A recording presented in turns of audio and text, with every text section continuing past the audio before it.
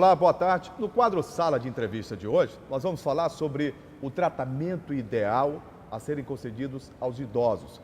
Vamos falar também do processo eleitoral e de que forma os idosos devem participar.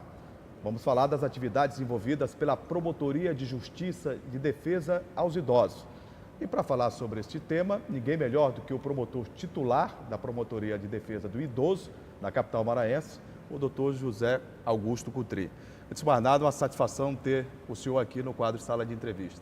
Obrigado, agradeço à TV Assembleia pela oportunidade de tratar de tão importante tema para a sociedade brasileira. Doutor Cutri, 18%, um pouco mais do que isso, participam de idosos do processo eleitoral no Brasil. Nós temos uma campanha eleitoral acontecendo e o processo vai se dar no mês de outubro. Recentemente, a promotoria lançou uma campanha, no último dia 19, onde o idoso consciente, voto inteligente. O que versa essa campanha, os objetivos que o senhor busca alcançar através da promotoria em relação aos idosos? É importante dizer que o Brasil está envelhecendo bem rápido, é um dos países que envelhece de forma mais acelerada no mundo e nós temos hoje aptos a votar em 7 de outubro 27 milhões de eleitores no Brasil inteiro. Isso corresponde a 18%. O que despertou a promotoria para esse chamamento público? Porque todas as campanhas geralmente são voltadas para os jovens, para que os jovens compareçam.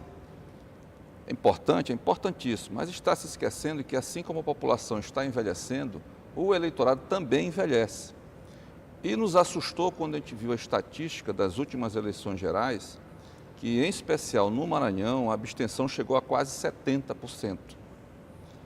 Isso significa que esses idosos estão desistindo da vida política, da vida social. Do processo eleitoral, né? Perfeito, porque o idoso ele tem que continuar inserido e se sentir inserido, se sentir importante. Porque ele comparecendo ao pleito eleitoral, participando das políticas públicas, participando, sabendo o que o seu parlamentar está fazendo, que o seu gestor está fazendo, ele pode cobrar atitudes favoráveis para a melhoria das condições de vida para o idoso. Recentemente, o senhor participou, né, de um resgate a um idoso de 82 anos, o senhor Genésio Souza, que estava vivendo em condições muito precárias no bairro de São Francisco, praticamente num ambiente insalubre e de lixo, não é? E hoje a situação dele já mudou consideravelmente, ele está alojado no Solar Outono. Nós somos acionados através de vários veículos, comunicação, rede social, ligações, sobre a situação do seu Genésio, um idoso de 82 anos, que vivia naquelas condições, ou sobrevivia naquelas condições, há mais de 10 anos. A realidade que nós presenciamos ali é a pior possível. Ali, tudo que se pode pensar chega a ser subhumano, né? Em violação dos direitos humanos estava presente no local onde aquele senhor estava. Completamente abandonado pela família, os vínculos familiares já tinham sido rompidos há alguns anos. E quem teve um olhar diferenciado para ele foram os vizinhos, que se inquietaram com aquela realidade e solicitaram que nós tomássemos a atitude. Quando chegam esses casos para a gente, nós chamamos uma equipe multiprofissional, onde são levados assistentes sociais, psicólogos, médicos, também com o aparato da Delegacia do Idoso, se convoca a rede de proteção e verificando-se que aquela situação é de alta vulnerabilidade, nós vamos retirar para um outro local, ou seja, ali não havia mais condições dele ficar. O primeiro momento que nós fazemos é levá-lo a uma unidade médica, para ver como está o estado de saúde dele. Se tem alguma doença crônica, contagiosa, e daí ele poder ser institucionalizado ou abrigado, como nós falamos. E hoje ele está no Solar do Outono, muito bem, graças a Deus, com a dignidade mínima que se exige para um cidadão de bem. Quantos casos como esse, em epígrafe, do doutor Genésio, do Genésio, né, do senhor, foi resolvido por parte da promotoria este ano? Este ano nós já fizemos 5 resgates. E o resgate é o extremo. São aquelas pessoas que realmente você tem que tirar do local onde ele está. Nós fazemos inúmeras inspeções. E quando se faz o resgate, você tem que levar para uma dessas casas que fazem um abrigamento. O problema nosso é que nós temos só uma casa, um lar público, que é o Solar do Outono, com 40 lugares, 20 para homens, 20 para mulheres.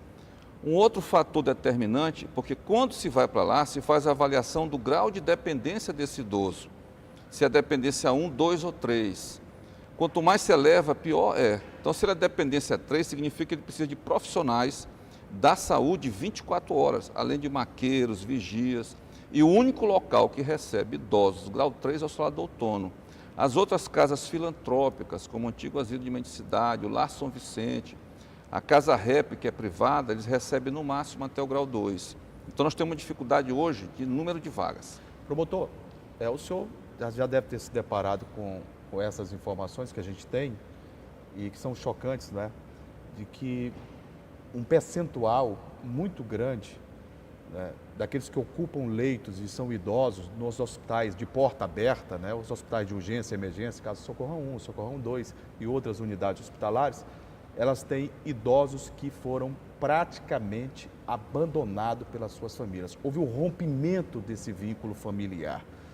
E nesse caso, como é que a promotoria faz para responsabilizar e manter contato com essas famílias para que haja o resgate também por parte da família daquele seu parente que está numa situação de enfermidade numa unidade hospitalar? Importante dizer, Juraci, que os nossos hospitais de portas abertas, principalmente Socorrão 1 e 2, metade das pessoas que estão internadas lá são idosos. Metade? Metade. Dessa metade, 70% são provocados por quedas. Nós sabemos que a saúde é uma engrenagem. 40% das pessoas que estão lá não são de São Luís, são oriundos do interior do estado. Então aquela romaria das ambulâncias continua. E há uma sobrecarga do sistema em São Luís. Então quando você tem uma pessoa internada por queda, a rotatividade que o hospital espera, que é de no máximo 15 dias, passa para 70. Então aquele leito fica ocupado. Por isso nós observamos os corredores cheios de maca, naquela condição pior possível. Então é importante que se mexa nessa questão estrutural, mas exigir dos municípios que também tomem as suas providências, suas políticas públicas, também pelo sistema de prevenção. Existe uma obrigatoriedade de todo profissional de saúde, identificando, observando que algum idoso sofreu alguma espécie de violência, que ele faça a comunicação para que nós possamos responsabilizar aqueles violadores da dignidade daquele idoso, buscar famílias para que nós possamos realmente ou voltar para um lar ou colocar num lar de abrigamento. O que é curioso, é importante dizer isso, que grande parte desses idosos que estão lá, que nós recebemos, são pessoas acometidas de demência, principalmente Alzheimer, que a família vai interna, não lembra mais de contato, dá endereço errado, pessoas, né? Some e joga lá no hospital. Então nós tivemos casos de pessoas com 3, 4, 5 meses lá, já em alta, mas não tinha para onde ir, nem se lembra mais qual eram seus laços familiares. Eu tenho outra preocupação e que deixa muitas pessoas estarrecidas também é quanto à violência praticada por familiares, inclusive no ambiente doméstico, que deveria ser o porto seguro desses idosos, em relação à cidade de São Luís e o estado do Maranhão. Como é que o senhor tem visto esses casos? Com a visibilidade do trabalho que vem sendo feito pelas instituições públicas, em especial a Rede de Proteção ao Idoso, através dos canais de comunicação, aqui como a Assembleia, que tem sempre nos convidado para falar, tem se avolumado o número de denúncias. É importante que se frise que a violência não é só o espancamento, a violência física, há a violência do abandono, né? Psicológica, a violência institucional e a violência econômica, que é uma rotina que nós observamos. Nesse aspecto do abandono e da violência econômica, 90% acontece dentro dos lares. Eis o grande fator preocupante.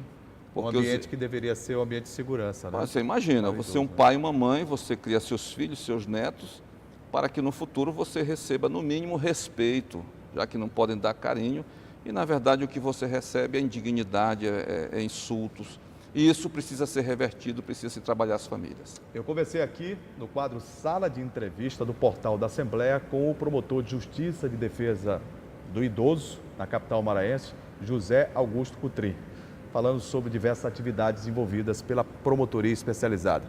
Doutor Cutrim, muito obrigado por ter vindo aqui e que o trabalho continue e que o senhor possa continuar essa via aí de dar tranquilidade, dar respaldo e de uma qualidade de vida melhor aos nossos idosos. Obrigado, agradeço mais uma vez pelo convite e que é importante que se dê visibilidade para essa população que se agiganta em nosso país e em nosso estado.